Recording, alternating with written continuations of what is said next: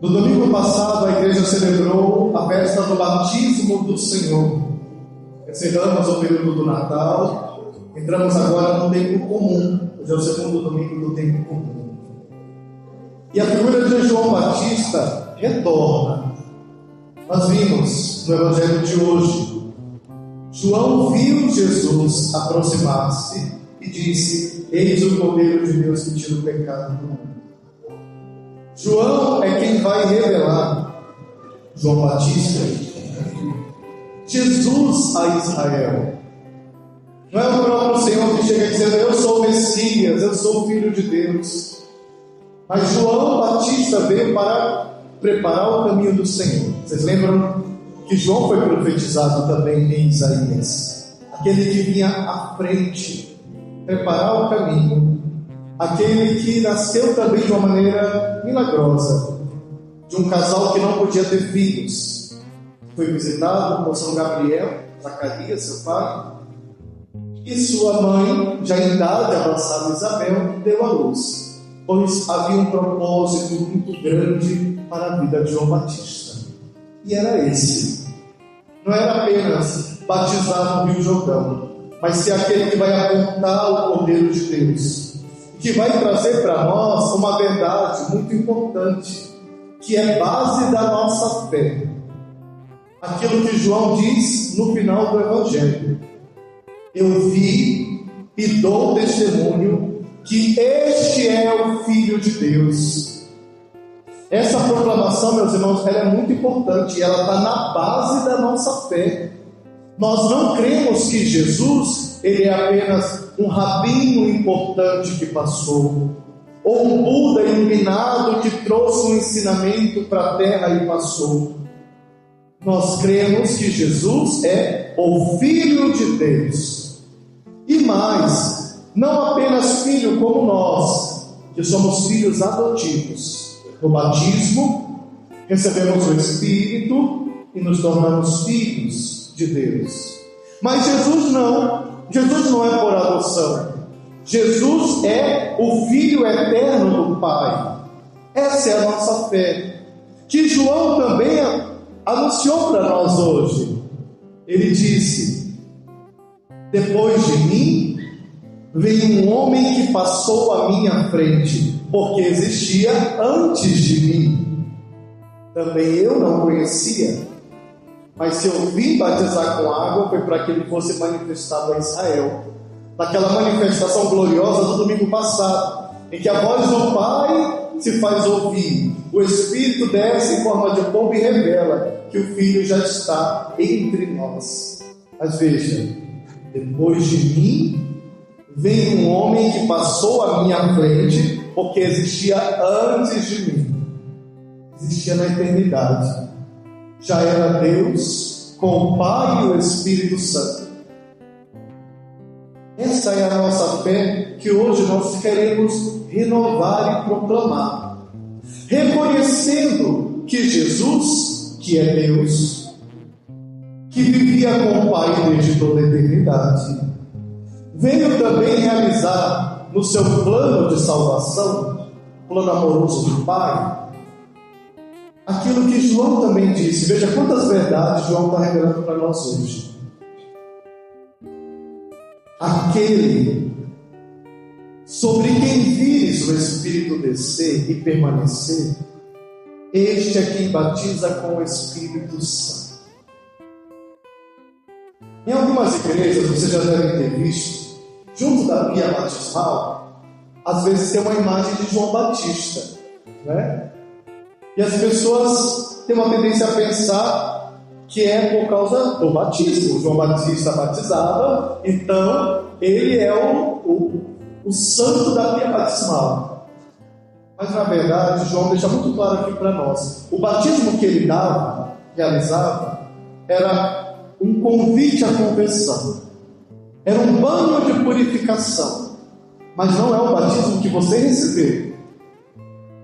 João disse: eu batizo com água, mas aquele que há de vir, aquele a quem o Espírito descer e permanecer, esse batizará com o Espírito Santo. E esse foi o batismo que você recebeu. Esse foi o batismo que eu recebi. O nosso batismo é o batismo não de João Batista, é o batismo de Jesus. Ele, na pessoa do sacerdote, no útero da igreja, que é a pia batismal, nós ali fomos em Cristo, Padre agindo em persona Christi, como em todos os sacramentos, nos deu o Espírito Santo. Agora que somos de Cristo, porque o Espírito Santo é quem nos modela para termos as feições de Cristo em nós. Por que você precisa do Espírito Santo? Por que você precisa desse a quem Jesus veio nos dar? Não é? Porque sem a ação de Deus, ninguém é santo. Só que pelo batismo, todos nós somos chamados à santidade. Sem o auxílio de Deus, não é possível viver isso. E quem luta só com as próprias forças se decepciona muito. Sem o auxílio do Espírito não é possível. Mas essa é a vontade de Deus para nós. Nós não cantamos isso no salmo de hoje. Nos unimos com Jesus, nos unimos com a Virgem Maria, nos unimos com tantos que também rezaram dizendo: eis que venho, Senhor, com prazer faço a vossa vontade. Esse é o caminho da santidade, a busca por fazer a vontade de Deus. E a segunda leitura de hoje, nela Paulo nos chamou assim, olha: aos que foram santificados em Cristo Jesus. Quando é que você foi santificado em Cristo Jesus? No dia do teu batismo, quando você recebeu o Espírito Santo, se tornou o templo de Deus. Aos que foram santificados em Cristo Jesus, chamados a ser santos, junto com todos os que em qualquer lugar invocam o nome do Senhor, junto com todos os povos que invocam o nome do Senhor. Nosso chamado é um chamado a ser santo. Precisamos entender então que santidade não é o privilégio de alguns que tiveram dons especiais.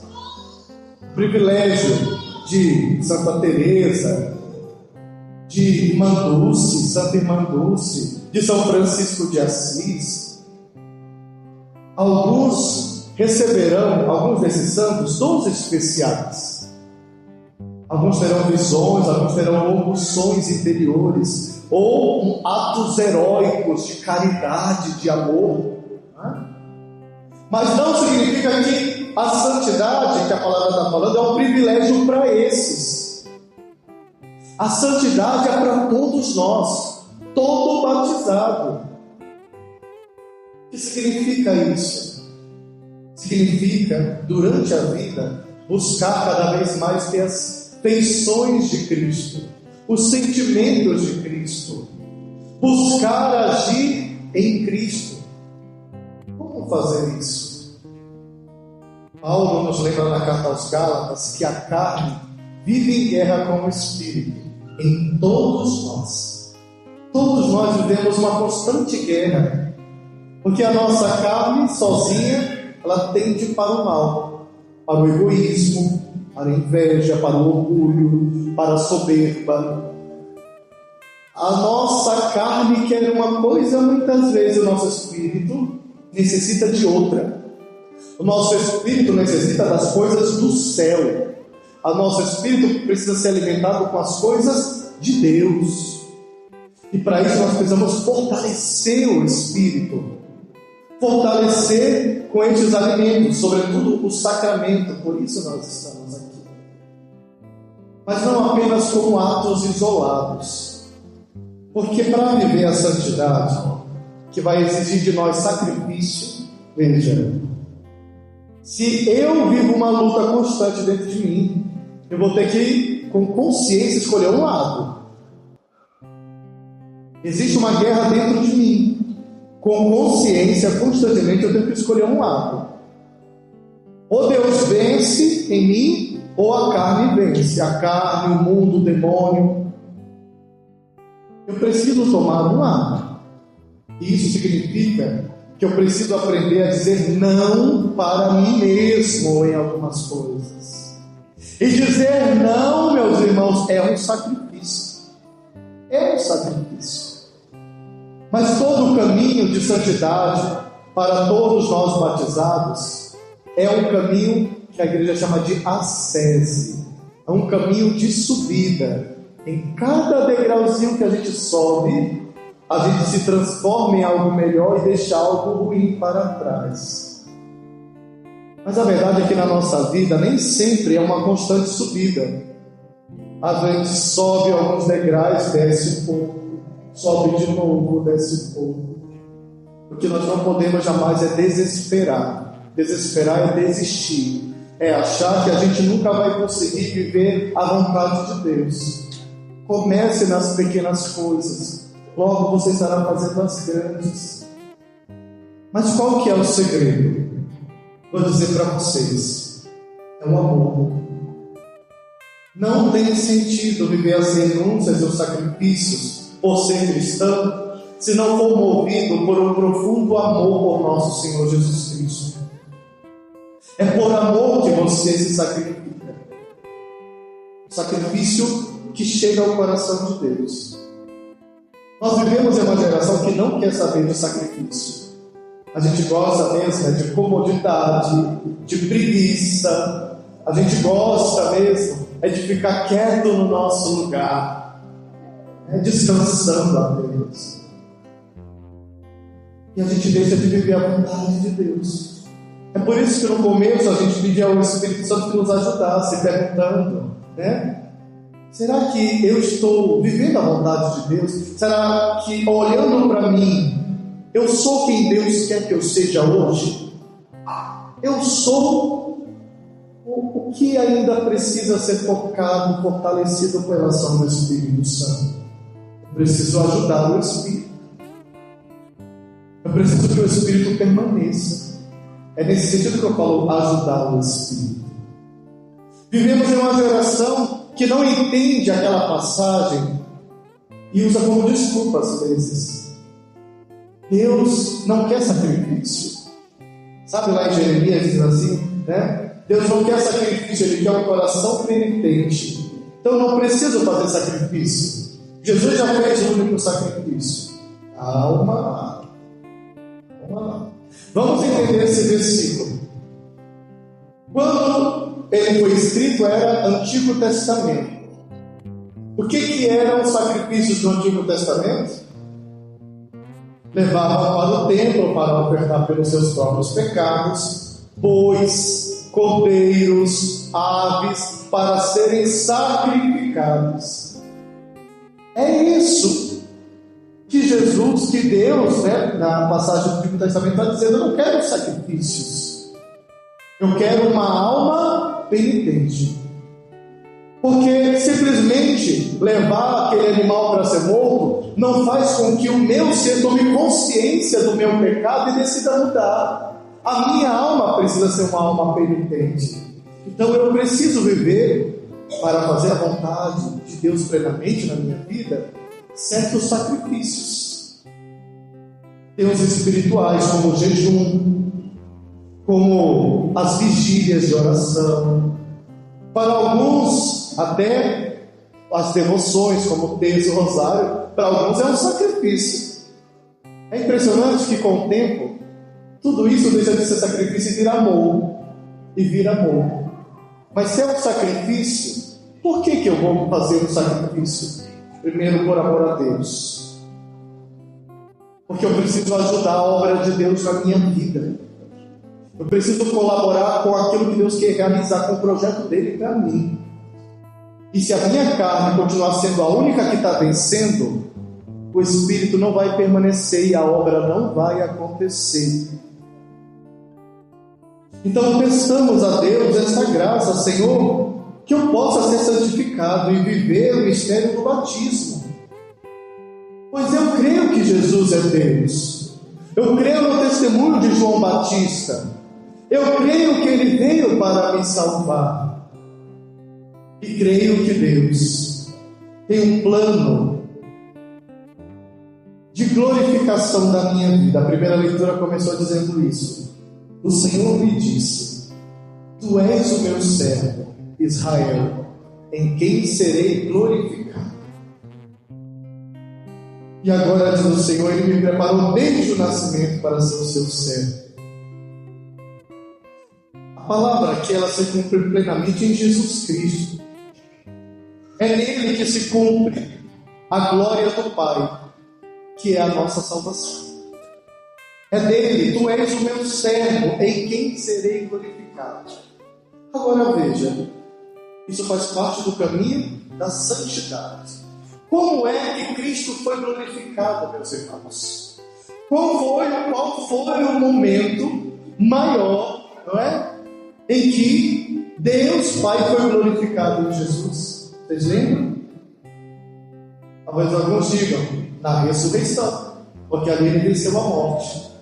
Aí eu lhes digo: não. Na Santa Ceia o Senhor reza dizendo: Pai, agora glorifica o vosso Filho. E qual era o momento em que seria glorificado? Na cruz. Quando Ele, renunciando totalmente a si mesmo, nos mostrando o caminho, entregou-se, fazendo a vontade do Pai.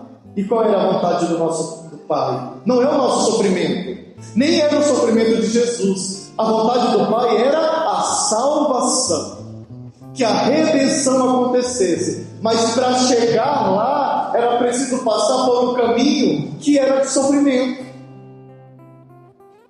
Aí você entende porque você pode olhar para a vida de todos os santos, meus irmãos. É ilusão você achar que vai viver a vida com Deus sendo um mar de rosas o tempo todo.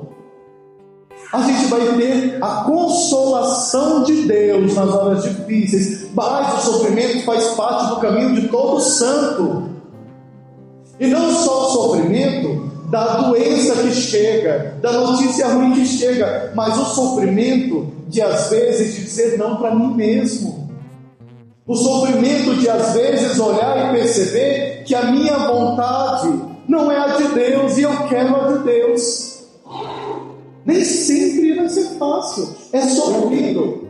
Mas, meus irmãos, esse é o caminho. Por quê? Porque a cruz, ela não é o fim. Ela é parte do projeto da salvação. O fim é a glorificação, é a ressurreição. E todas as vezes em que eu consigo dizer os meus pequenos nãos diários a mim mesmo ou às tentações, Deus é glorificado. Deus é glorificado.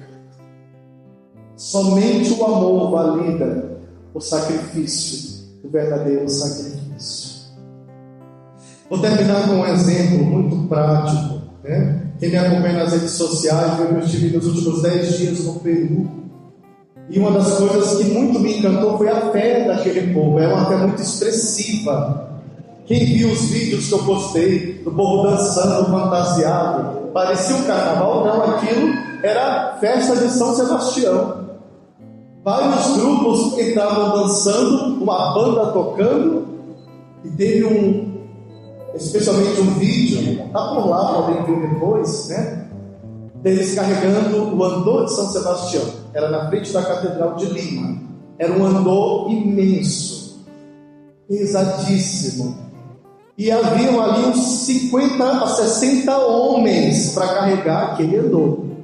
Aqui a gente sofre com 4 homens, 6 homens para carregar um andorzinho de nada, né? Eram 60 homens juntos, todos bem vestidos, para levantar aquele andor pesado de São Sebastião. E não era só carregar, eles tinham coreografia.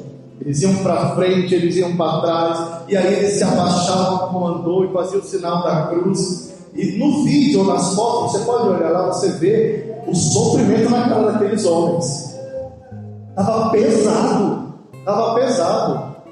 Mas você via junto um amor tão grande naquele ato que eles estavam fazendo, que olhando aquele gesto deles, eu via assim, né? Por quê? Qual o sentido de carregar peso tão grande. O sentido era o amor que eles tinham àquele santo, São Sebastião, que é o seu santo de devoção, e a nosso Senhor Jesus Cristo e a sua igreja. Por causa do amor que eles tinham, valia a pena passar por aquele peso, por aquele sofrimento, carregar, e depois de toda a festa, soltar e viver aquela alegria, aquela paz, aquela felicidade, porque honrou o seu santo, porque fez o que devia ser feito, ao invés de ficar em casa deitado assistindo televisão. Que gesto bonito, que gesto grande. Que nós possamos, então, meus irmãos, realmente buscar viver hoje esta oração que diz: Senhor, eis que eu venho com prazer, faço a vossa vontade. A vossa vontade é a minha felicidade, a vossa vontade é o céu. Eu tomo consciência de que daqui até lá eu vou ter que enfrentar muita coisa, mas eis que eu venho com prazer fazer a vossa vontade. O Espírito Santo é quem nós precisamos. Deus não deixa a gente sozinho carregando o peso, não, gente. Não tenha medo. O Espírito Santo que amparou os santos. Talvez você que está aqui se sinta o pior pecador do mundo. Se sinta uma pessoa que não é digna. Eu estou falando, o Espírito Santo é para você. É Ele quem vai te ajudar a viver todo o projeto de Deus para você. Não se desespere e não se sinta o pior. Você é templo do Espírito Santo. Basta pedir o auxílio dele nesta noite. Vamos ficar de pé e fazer isso. Fecha teus olhos. Sente onde essa palavra especialmente tocou você hoje.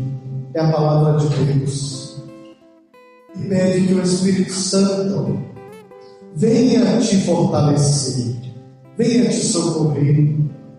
Nós te desejamos, Espírito Santo. Desejamos que a tua presença venha em socorro, especialmente para os corações que estão mais perdidos. Porque sim, o Senhor nos revela esta verdade.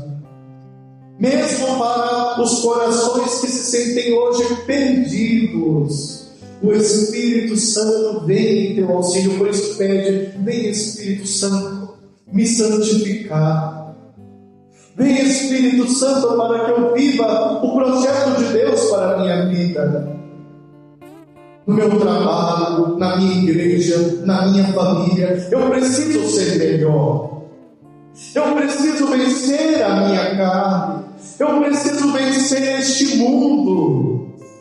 Mas preciso do teu auxílio, Espírito Santo. Fale para o Espírito aonde você mais tem sido derrotado pela carne, pelo mundo ou pelo maligno. Qual é esse lugar de grande tentação da tua vida? Pede: Espírito Santo, me ajuda a vencer esta tentação. Fale a Ele, fale qual é esta tentação. Porque eu sozinho, como eu cantava no começo da celebração, eu não posso, eu não consigo. Mas eu creio que o Espírito, a tua presença, eu recebi no meu batismo. Então eu me abro à tua ação. Fortalece-me, Espírito Santo. Vem nos visitar, Espírito Santo. Como em Pentecostes vem nos visitar. Tua força nós queremos ver soprar. Ansiosos por sentir o teu poder sobre a tua vida. Pode ser como a chuva em terra seca, como a chuva em terra seca faz cair a unção que precisamos ver. A unção que precisamos